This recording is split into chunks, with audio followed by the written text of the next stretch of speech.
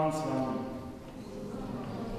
Drahí bratia a sestry, ale zvlášť Peter a Jana, vítam vás všetkých na lúčenci v chráme, kde máme byť svedkami toho, že Peter a Jana si spoločne odovzdajú do svojich rúk svoje životy. Alebo teda, ako hovoríme, odovzdajú si manželský sľub.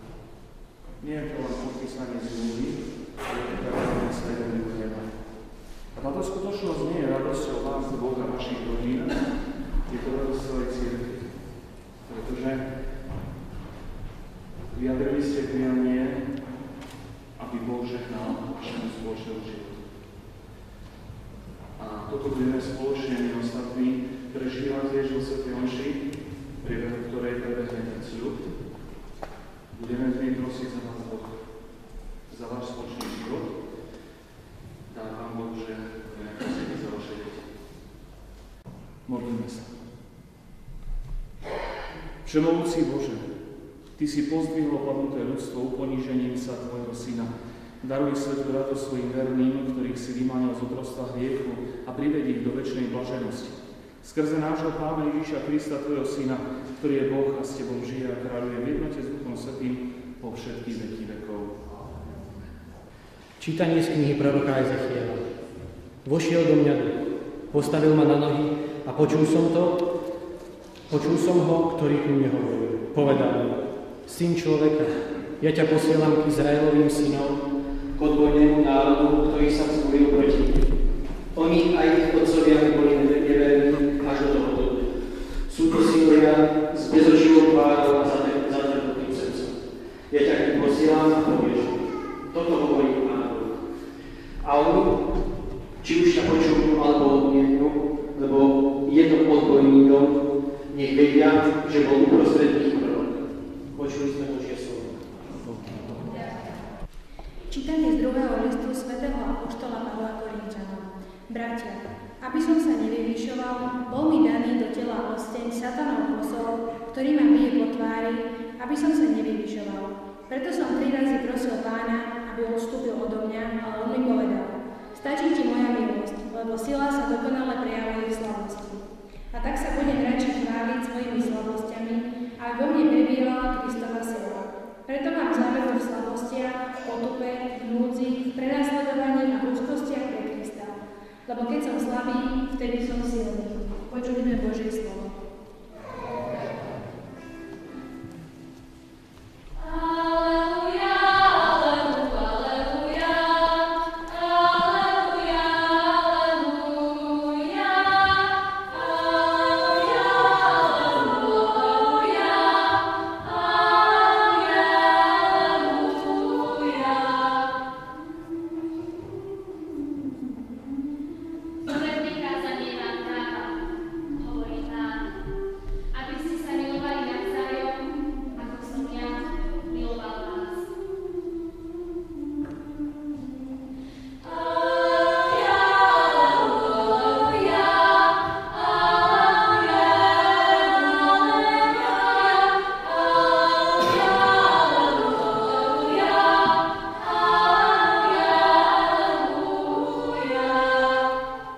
Pán s vami i s duchom tvojim.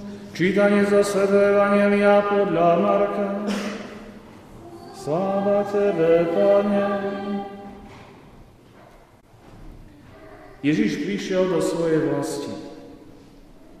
Jeho učeníci išli s ním. Keď nadišla sobota, začal učiť v synagóge. Počúvalo ho mnoho ľudí a s údivom hovorili: Skade to bol tento? Aká to múdrosť, ktorej sa mu dostalo, a zázraky, čo sa delí jeho rukami. Vari to nie je tesár, syn Márie, a brat Jakuba, Jozefa, Júdu a Šimona. A nie sú tu s nami aj jeho sestry. A pohoršovali sa na ňom. Ježiš im povedal: Proroka si všade uctia, len nie v jeho vlasti, medzi jeho príbuznými a v jeho dome. A nemohol tam urobiť nejaký zázrak, iba že vložením rúk uzdravil niekoľko chorých a čudoval sa ich vere.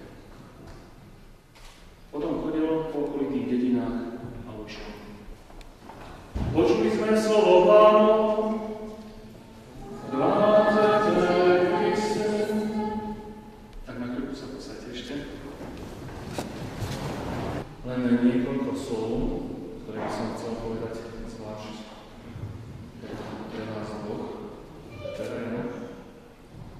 ale samozrejme, ktoré môžu byť brané ako povzbudenie pre ostatných.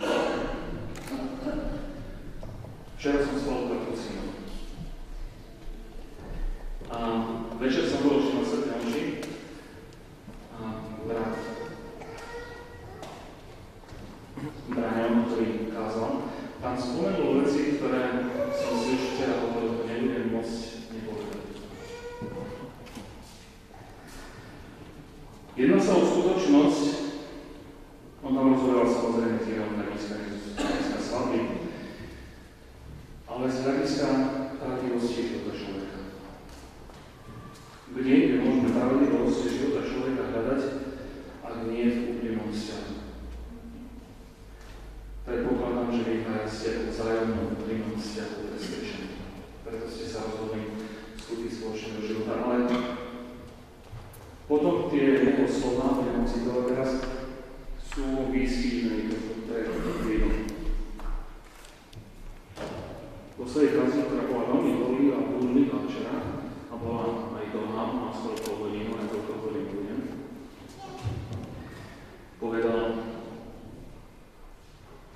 to, čo odhaľuje ľudskú dôstojnosť,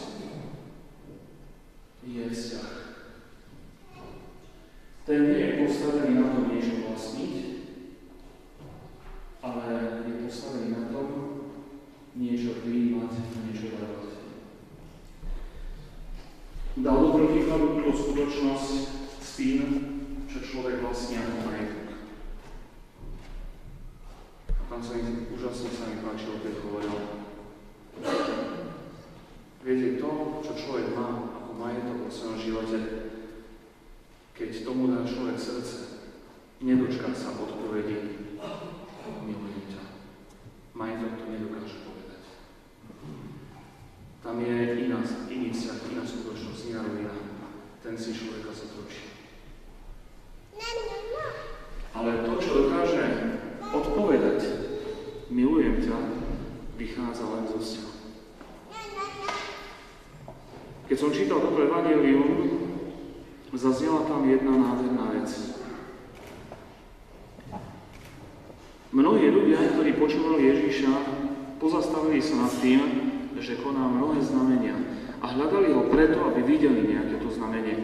Trošku by sme mohli povedať, že hľadali senzáciu, taký bulvár trošku. Čo urobí u nás? Ja nechcem poukázať na zázraky. Chcem vám povedať, že najväčší zázrak, ktorý môže i Ježiš vo vašom živote urobiť, je sila lásky, ktorú si môžete vzájomne dať. Pretože tá sama o sebe, pokiaľ je pravdivá, tá sama o sebe zázrakom. Zároveň sa nad ním pohoršovali, pretože hovorili: kto to robí tieto znamenia? Veď my ho poznáme, on je z našeho mesta.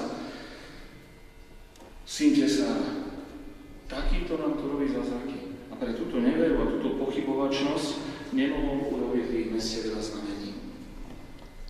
A nám tak dáva radu toto evanjelium pre vás dvoch, čo vám bude brániť, aby ste sa stali zázrakom jeden pre druhého. Bude to práve tá chvíľa, keď sa pozastavíte nad nedostatkami toho druhého s opovržením.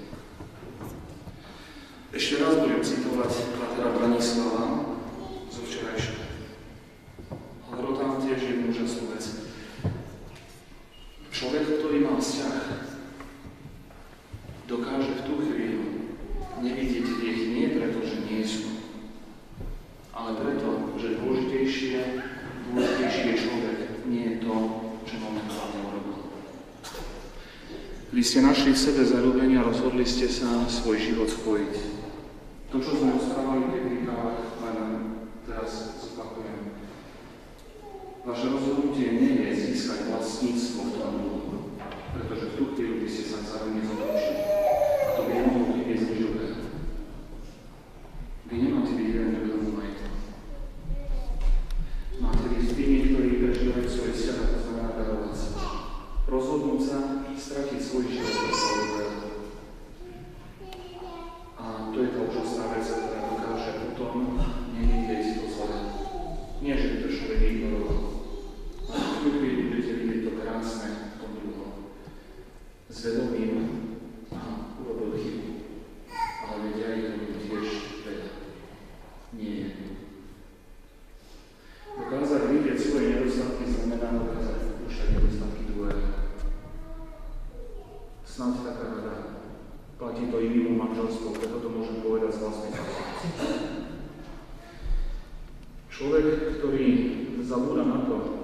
že ten druhý má právo chybiť. Často tento úsudok robí práve preto, že si myslí o sebe, že je dokonalý. Ale to je pýcha. Pretože dokonalý nie sme nikto. A predpokladať, že ten druhý bude dokonalý pre mňa, znamená utopisticky si predstavovať, že ja môžem všetko. Ale žiadny z nás nemôžeme všetko. Ináč by sme boli skutočne tými, ktorí zotročujú. A teda to, čo chcete a to, čo budete skutočne vo spoločnom živote, pýtajte sa, čo chcem reálne. Čo chcem prevedať. Aby to formulovalo, že nie je to, čo chcete vy, ale to, čo chce ten druhý.